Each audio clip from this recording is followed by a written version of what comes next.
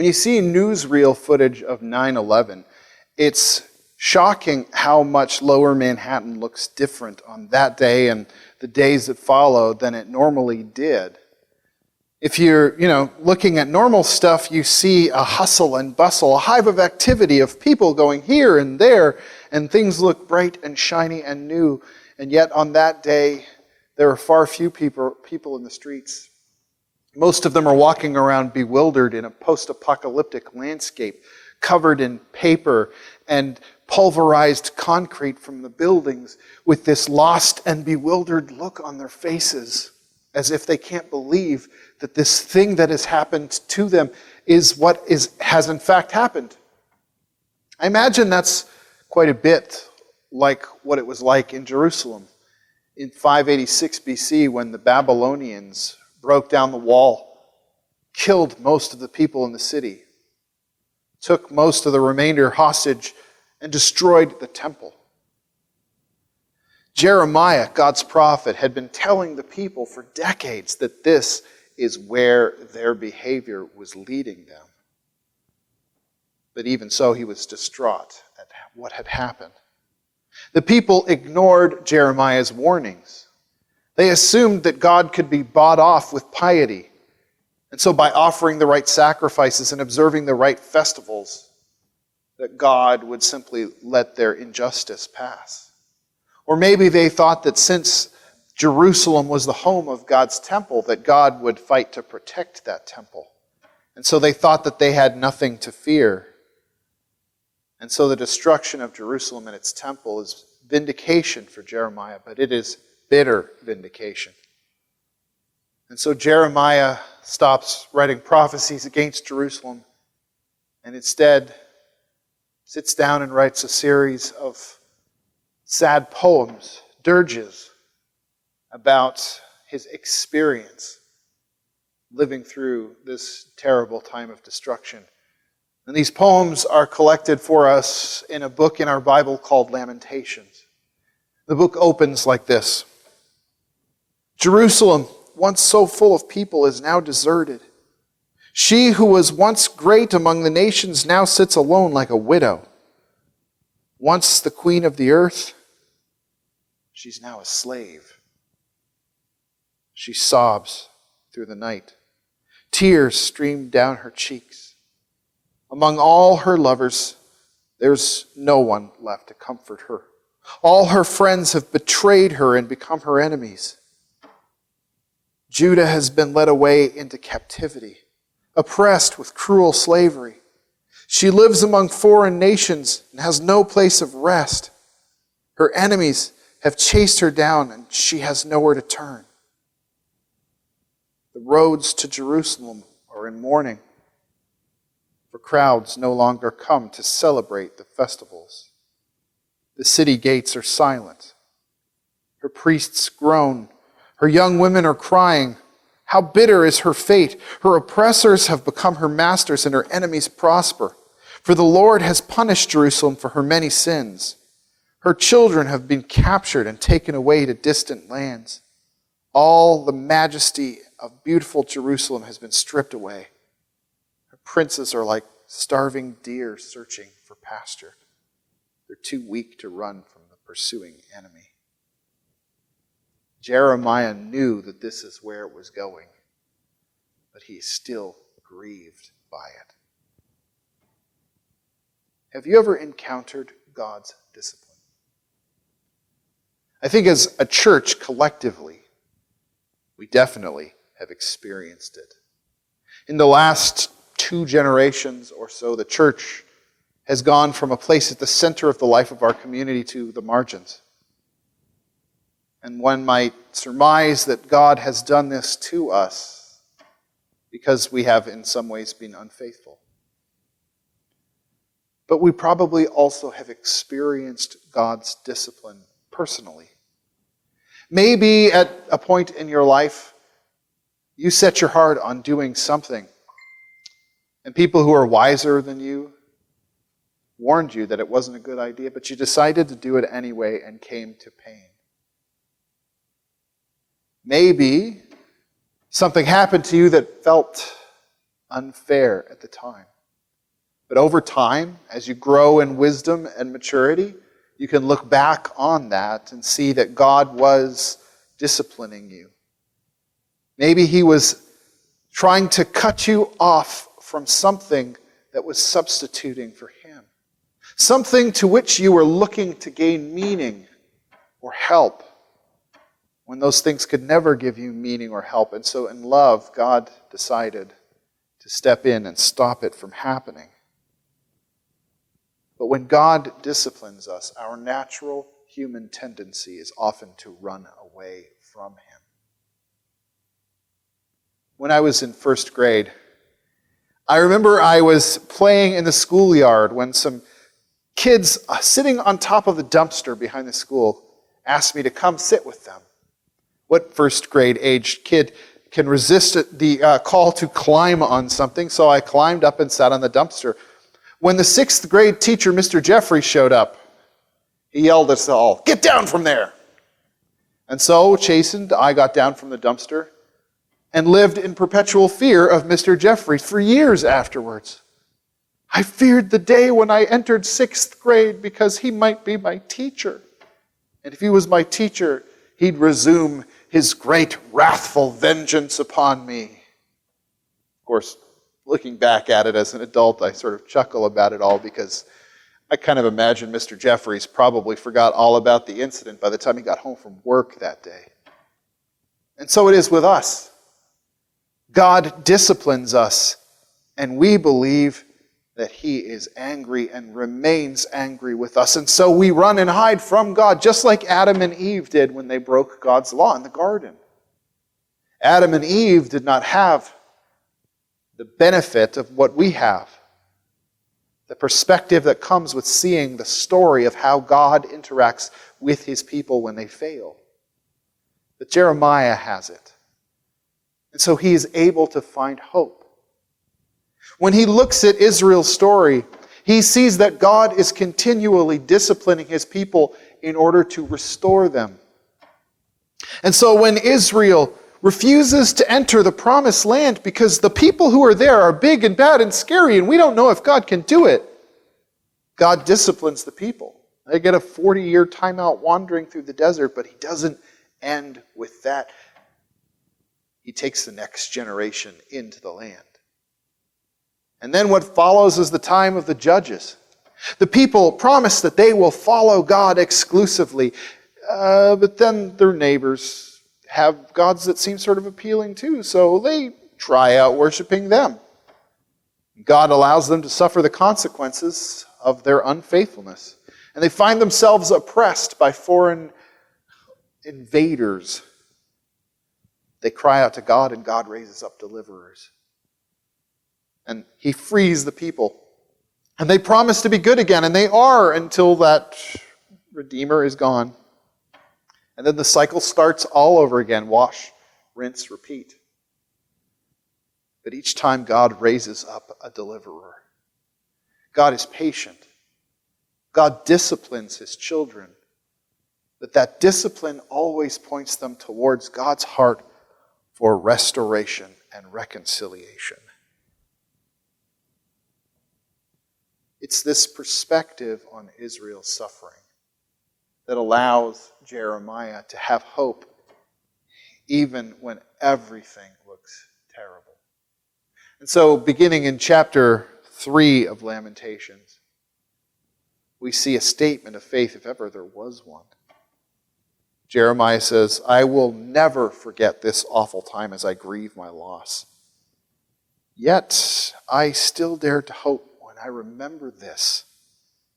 The faithful love of the Lord never ends.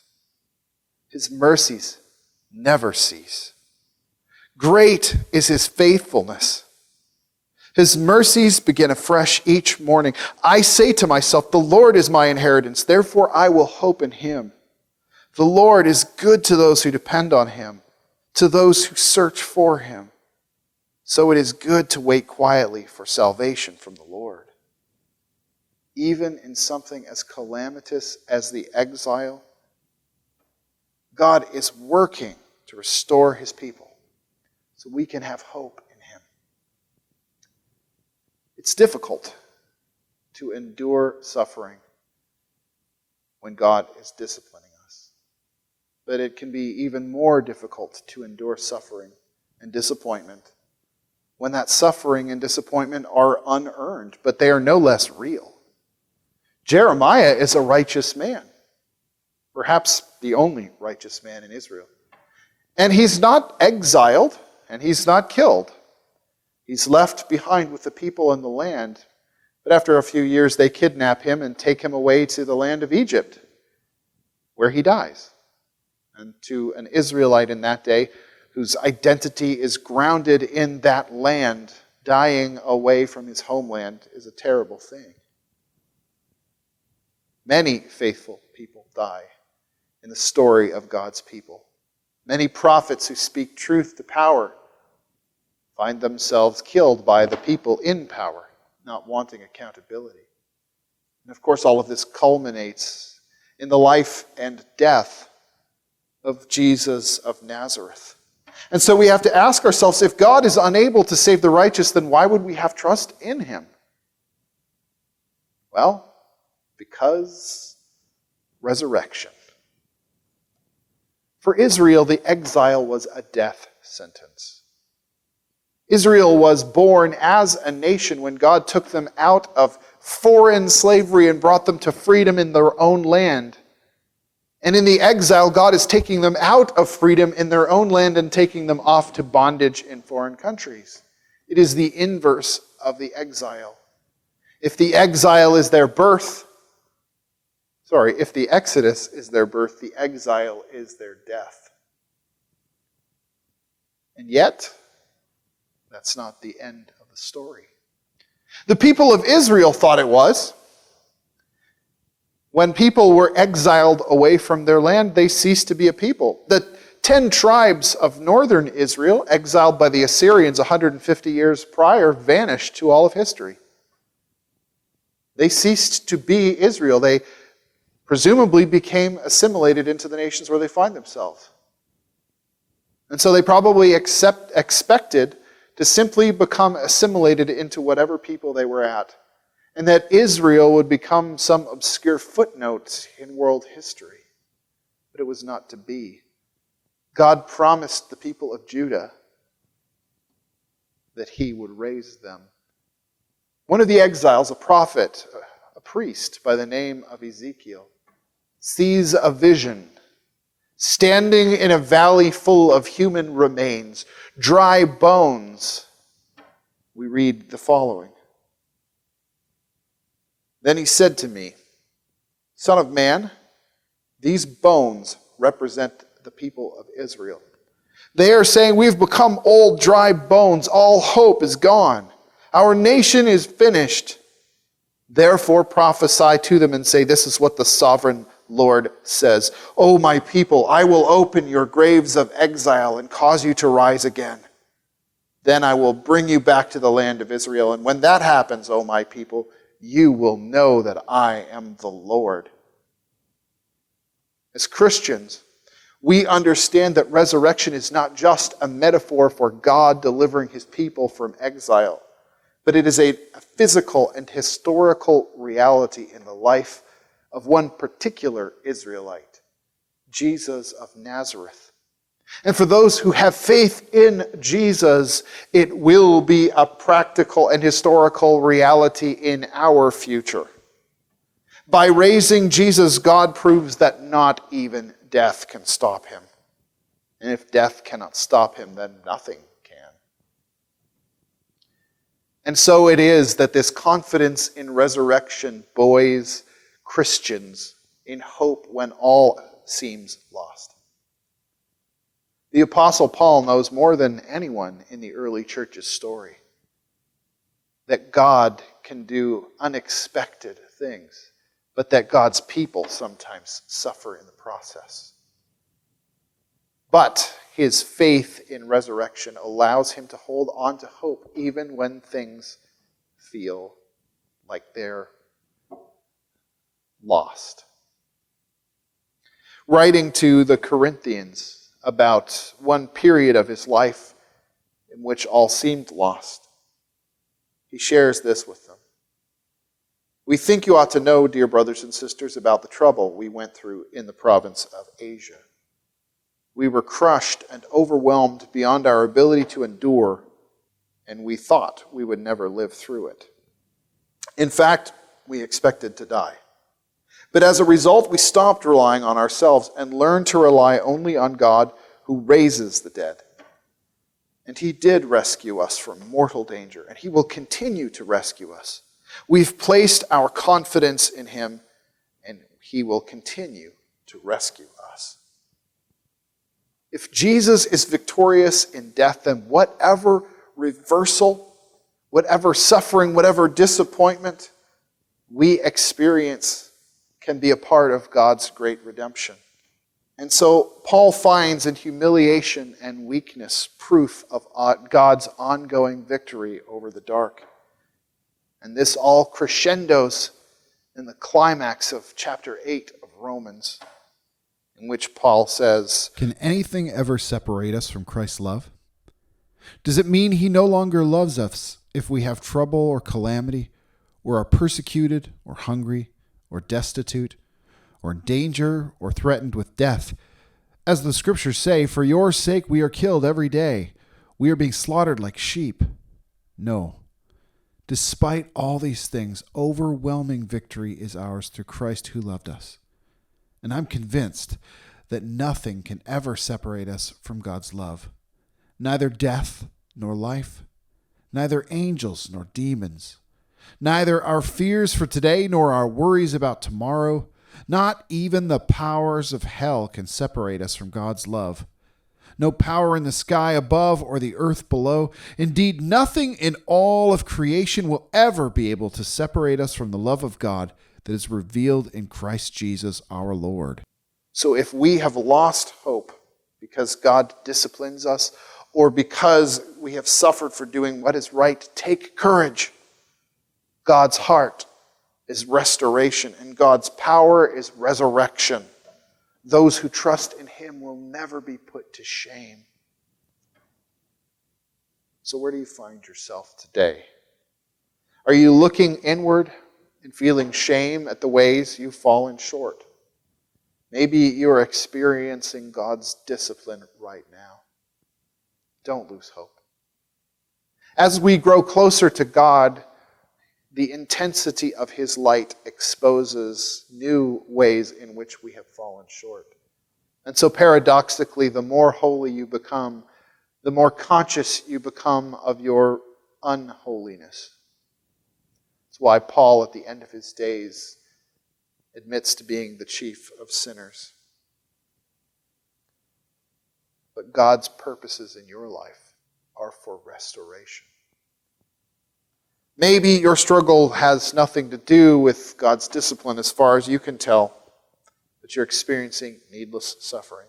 Again, take courage. If even death can't stop God, then whatever you are experiencing can't stop his purposes either. Suffering and death and sin will not have the last say. The last say belongs to God who raises the dead. And he is faithful. So whatever you are experiencing, know that you can trust in God. And that your hope in times of trouble is not misplaced. Because the steadfast love of the Lord never ceases. His mercies never come to an end. They are new every morning. Great is his faithfulness.